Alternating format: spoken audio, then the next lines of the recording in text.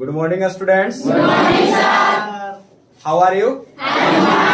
सब ठीक है जी। Yes sir. तो आज हम लोग क्या पढ़ने वाले हैं? English grammar. English grammar. और इंग्लिश ग्रामर में हमारा क्या टॉपिक है? सेंटेंस। सेंटेंस के बारे में पढ़ना है। हिंदी में क्या कहते हैं? सेंटेंस, वाक्य कहते हैं। आप लोग को हमने लेटर पढ़ाया था जी। Yes sir. लेटर वर्ण, और लेटर से मिलकर बनता है वर्ड। क्या बनता है? वर्ड। जब लेटर उसमें बहुत सारे ऐसे समूह में आने लगते हैं तो शब्द बन जाता है। क्या बनता है? शब्द। अब जब वर्ड जो होता है एक व्यवस्थित रूप में आता है, किसी लगातार आता है, तो क्या बन जाता है? सेंटेंस। क्या बनता है? सेंटेंस। तो उसी के बारे में आज हम लोग जानने के लिए यहाँ पर सब मौजूद हैं।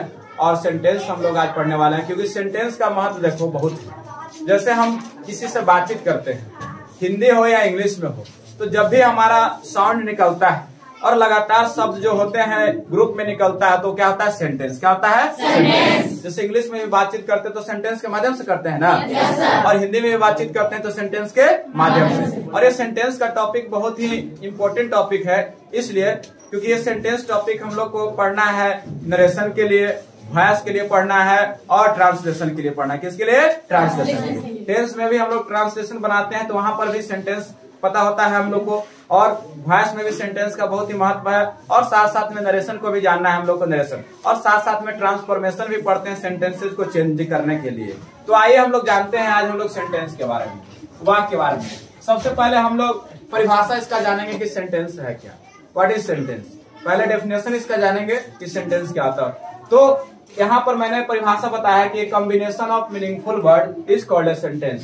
एक कॉम्बिनेशन का अर्थ होता है संगठन। कॉम्बिनेशन का अर्थ क्या होता है? Of meaningful. मीनिंगफुल का अर्थ होता है अर्थपूर्ण। क्या होता है? अर्थपूर्ण। मतलब कि ऐसे शब्द आएंगे जिसका अर्थ रहेगा पूर्ण। क्या रहेगा?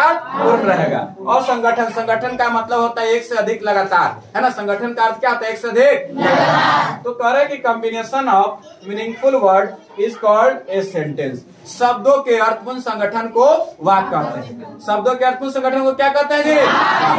जब शब्द क्या होगा एक संगठन में, मतलब जैसे बहुत सारे जैसे कमेटी बनाते हैं ना हम लोग, एक से अधिक लोग एक साथ एकत्रित होते हैं, तो क्या हो जाता है? संगठन होता है कि नहीं होता है? उसी तरह से एक से अधिक शब्द जो है लगातार व्यवस्थित क्रम में आएंगे संगठित होकर, और उसका अर्थ जब पूर्ण निकलेगा, पूरा अर्थ निकल जाएगा, तो क्या कहलाएगा? सेंटेंस। क्या कहलाएगा? सेंटेंस।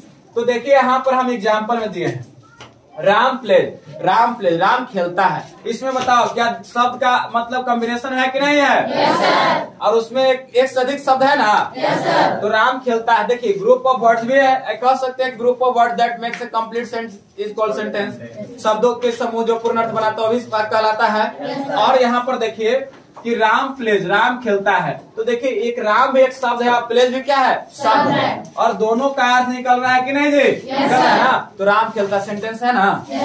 अब यहाँ पर कह दिए कि स्टैंड अप, मतलब खड़ा होने के लिए, तो ये भी एक सेंटेंस है कि नहीं? इसका भी अर्थ निकल रहा है। फिर है कि what is your name, what is your name, तुम्हारा नाम क्या है? वाक्य है कि नहीं? अर्थ भी निकल रहा है इसका।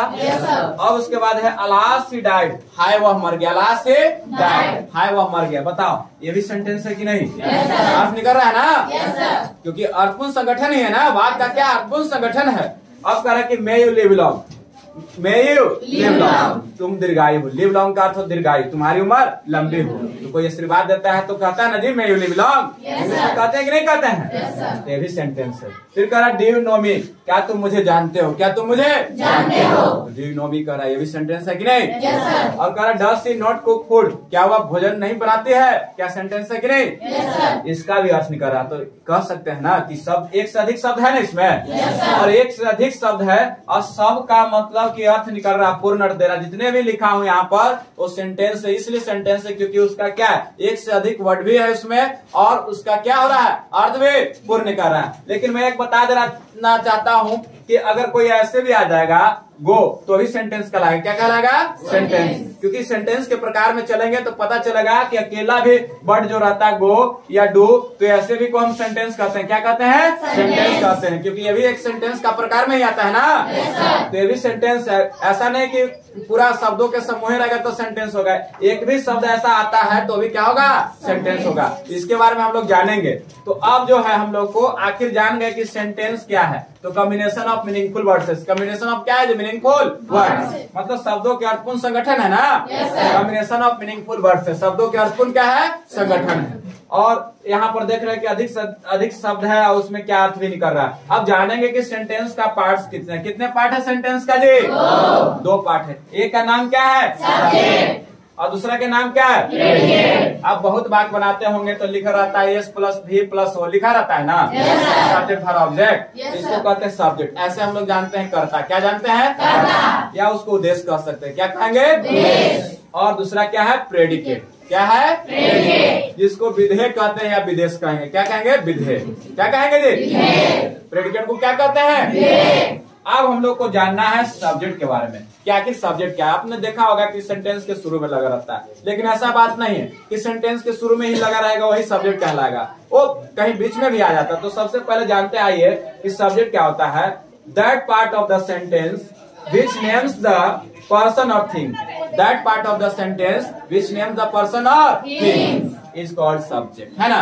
करे वाक्य का वह भाग जो व्यक्ति वस्तु को क्या करता है? चिन्हित करता है। वाक्य का वह भाग जो व्यक्ति वस्तु को क्या करता है? चिन्हित करता है, उसको हम क्या कहेंगे? सब्जेक्ट। क्या कहेंगे? सब्जेक्ट। कह कि that part of the sentence which names the person or thing, वाक्य का वह भाग जो व्यक्ति वस्तु को क्या करता है? चिन्हित करता है, उसे हम क्या कहेंगे?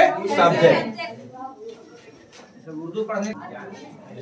तो उसको क्या कहते हैं हम लोग जी? सब्जेक्ट। तो देखिए आई टीच इंग्लिश, इसमें सब्जेक्ट कौन है? इसमें सब्जेक्ट कौन है? और रोहन इज प्लेइंग, रोहन इसमें क्या है? सब्जेक्ट। रोहन क्या है? Subject. When do you play cricket, when do you play cricket, इसमें सब्जेक्ट कौन है? तो याद रखना कि ऐसे तो जनरली सब्जेक्ट जो सेंटेंस के शुरू में होता है, सब्जेक्ट कहाँ होता है जी? शुरू में। सेंटेंस के क्या होता है? शुरू में। लेकिन कुछ ऐसे भी सेंटेंस हैं जहाँ पर सब्जेक्ट कहाँ होता है? बीच में, एक्जुलरी वर्ब के बाद। एक्जुलरी वर्ब के बाद, जैसे यहाँ देख रहे हो ना, यू एक्जुलरी वर्ब के बाद है। अब जैसे कोई कहेगा कि सब्जेक्ट को पता करने के लिए, सब्जेक्ट को पता करने के लिए, तो सब्जेक्ट को पता करने के लिए हम दो तरह से क्वेश्चन करेंगे, एक हु से और दूसरा क्या से? व्हाट से। हु और व्हाट, सब्जेक्ट का पता करने के लिए हुआ और व्हाट करेंगे। याद रखना, सब्जेक्ट को पता करने के लिए किससे क्वेश्चन करेंगे? क्या करेंगे? क्वेश्चन करेंगे। अब यहाँ पर कह देंगे कि जैसे एग्जांपल में कि Ram is playing, Ram is playing, Ram खेल रहा है, राम क्या कर रहा है? खेल रहा है। अब इसको क्वेश्चन करेंगे कि who is playing, who is playing, कौन खेल रहा है? तो इसका जवाब क्या आएगा? राम। तो यहाँ पर हु की जगह पर क्या जाएगा? Ram. Ram is playing, answer क्या आ जाएगा? Ram is playing. तो जो लिविंग सब्जेक्ट होगा उसके लिए हम लोग क्वेश्चन करेंगे हु से। हु से क्वेश्चन करेंगे किससे? हु से, याद रखना। और जो नॉन लिविंग थिंग्स होगा उसके लिए क्वेश्चन करेंगे व्हाट से। अब कह देंगे computer, computer is an electronic machine, computer is an electronic machine.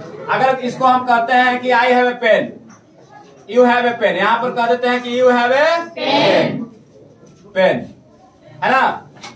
तो इसको अगर क्वेश्चन करोगे, कैसे क्वेश्चन करोगे? What do you have, what do you have, तुम्हारे पास क्या है ना। तो याद रखना, इसको जो लिविंग होगा उसको किससे क्वेश्चन करेंगे? और नॉन लिविंग सब्जेक्ट होगा उसको किसके करेंगे?